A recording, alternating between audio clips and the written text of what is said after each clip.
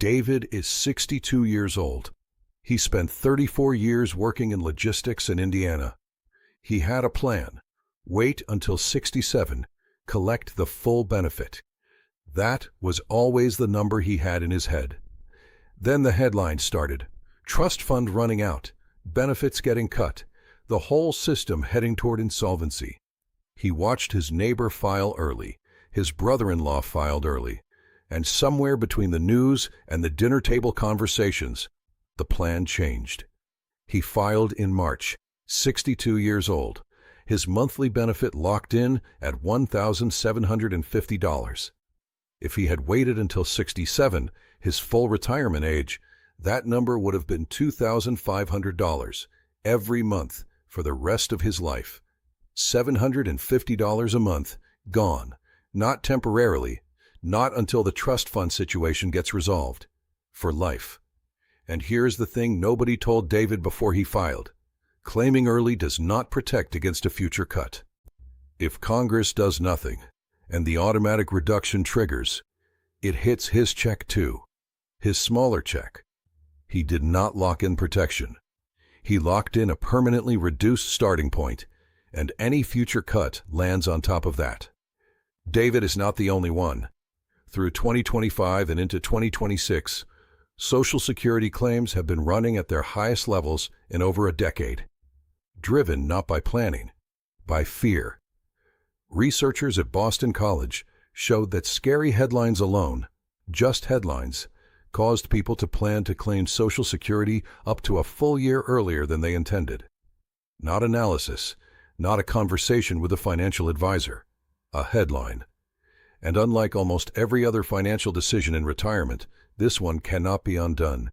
After 12 months, the claim is locked. The number is set. It follows them for the rest of their life. David is watching that window close behind him right now. But the window is still open for millions of people making this decision today. And for anyone who has already filed, what comes next in this video still matters. Because this decision does not just affect the person who filed, it affects everyone who depends on them. Here is what most Social Security content skips. Not the benefit amounts. Those get covered everywhere. What gets skipped is the math underneath them, the part that actually tells someone whether waiting makes sense for their specific situation. Start with the three numbers. Claim at 62 for someone born in 1960 or later, and the monthly benefit is permanently reduced by 30%. Claim at 67, full retirement age, and the benefit is 100%. Wait until 70, and the benefit is 24% higher than full retirement age, also permanent, also for life. On a benefit of $2,500 at full retirement age, that is $1,750 at 62, or $3,100 at 70, every month, for life. The difference between those two numbers over a 20-year retirement is not small. It is $324,000. Now here is the part most channels do not explain, the break-even age. This is the number that actually answers the question, and almost nobody knows what theirs is. The break-even age is the point at which the total lifetime benefits from waiting finally surpass the total benefits from claiming early. Claiming at 62 versus 67, the break-even lands at approximately age 79. That means if someone lives past 79, waiting to 67 pays more in total lifetime dollars. If they do not reach 79, claiming at 62 puts more total money in their pocket. Waiting from 67 to 70, the break-even lands at approximately age 82. These are not opinions. They are math. And the math does not tell everyone to wait.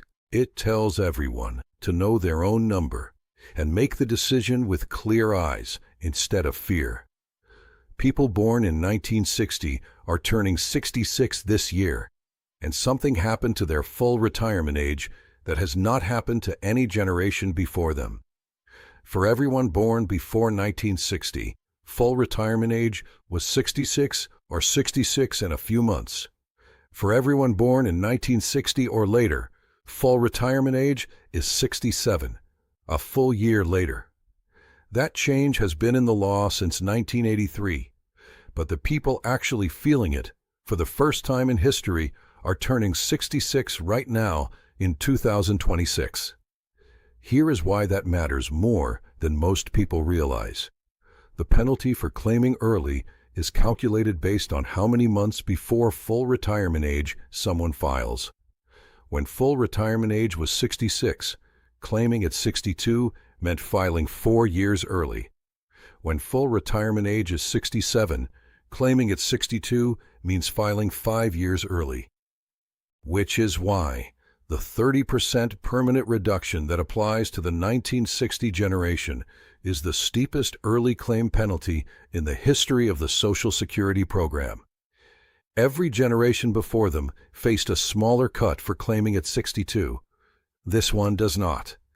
People born in 1960 who are turning 66 this year and are considering whether to claim now or wait until 67 are standing at the most consequential claiming decision their generation has ever faced, and they are making it in the middle of the most confusing information environment Social Security has seen in decades. This is the section most channels skip. They tell people to wait until 70, or they tell people to claim early because the trust fund is running out. Neither of those is advice. Neither of those accounts for the actual variables that determine what the right answer is for any individual. There are 4 of them. The first is health and life expectancy. The break-even math only works if someone lives long enough to collect the higher benefit for enough years to offset what they gave up by waiting. For someone in excellent health, with family history suggesting a long life, waiting tends to win.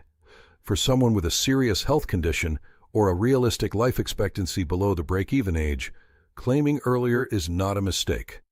It is the right answer for their situation. The math is not moral. It just follows the numbers. The second factor is other income sources. Waiting to claim Social Security requires living on something else in the meantime. Savings, a pension, part-time work. For someone with a strong pension and a fully funded retirement account, waiting is straightforward. For someone whose only income is Social Security, waiting until 70 is not a strategy. It is an impossibility. The decision has to account for what is actually available, not what the calculator suggests in theory. The third factor is whether someone is still working. This one surprises people. If someone claims Social Security before full retirement age and continues working, the SSA temporarily withholds $1 in benefits for every $2 earned above $24,480 per year in 2026. The benefit is not lost permanently.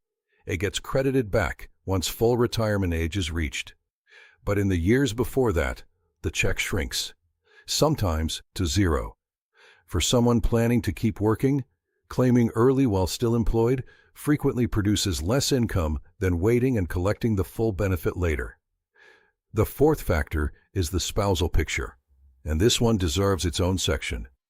This is the part of the Social Security claiming decision that almost never gets explained clearly, and it is the part that matters most for married couples.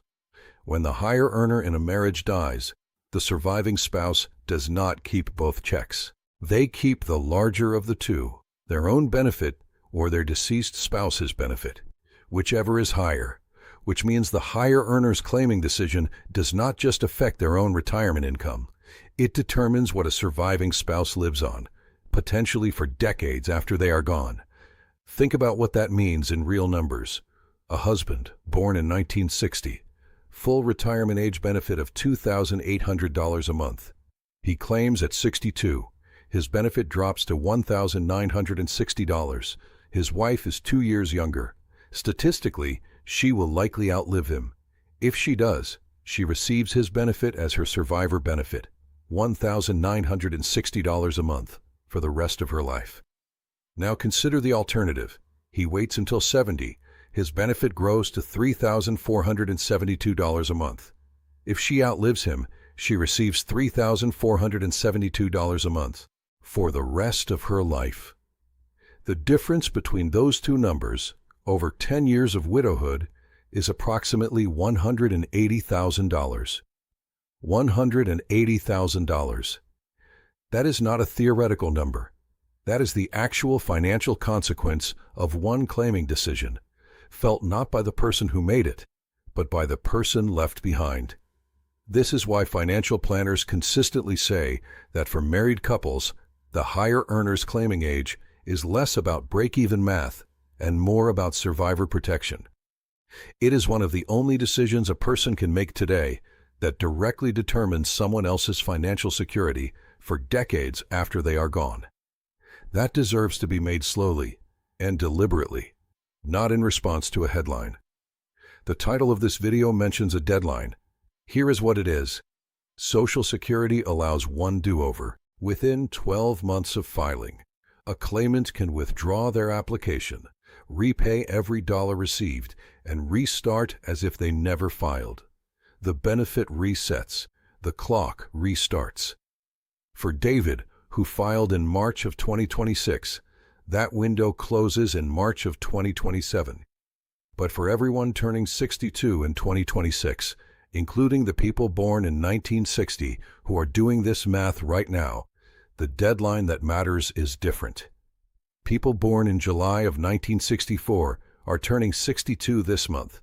July 2026 is the earliest they can file, and the decision they make, or do not make, in the months immediately following that birthday is the one that follows them for life. There is also a softer deadline embedded in this. People born in 1960 who have been waiting, watching the headlines, delaying the decision, are now at 66, 1 year from full retirement age. Every month they wait past 62, but before 67, the permanent reduction shrinks. Every month closer to 67, the break-even age comes down. The decision does not have to be made in a panic, but it does have to be made, and it has to be made with real information, not fear, as the input. David cannot undo what he filed.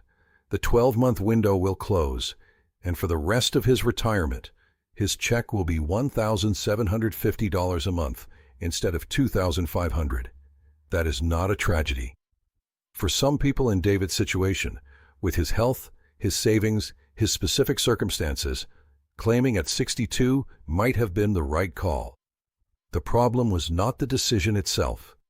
The problem was that David made a permanent decision based on a misunderstanding. He thought claiming early protected him from a future cut. It does not. He thought the trust fund running out meant his benefits would stop. They would not. He made a lifetime decision in response to information that was wrong. That is what this channel exists to prevent. The break-even ages are real. The spousal survivor math is real. The penalty for the 1960 generation is real. And the right answer for anyone sitting with this decision right now depends entirely on their health, their other income, their spouse, and their actual numbers. Not on a headline, not on what a neighbor did, not on fear. If this video gave you something to think about, share it with someone who is making this decision right now. And if this channel has been giving you clarity that is hard to find anywhere else, subscribing means you will not miss what comes next.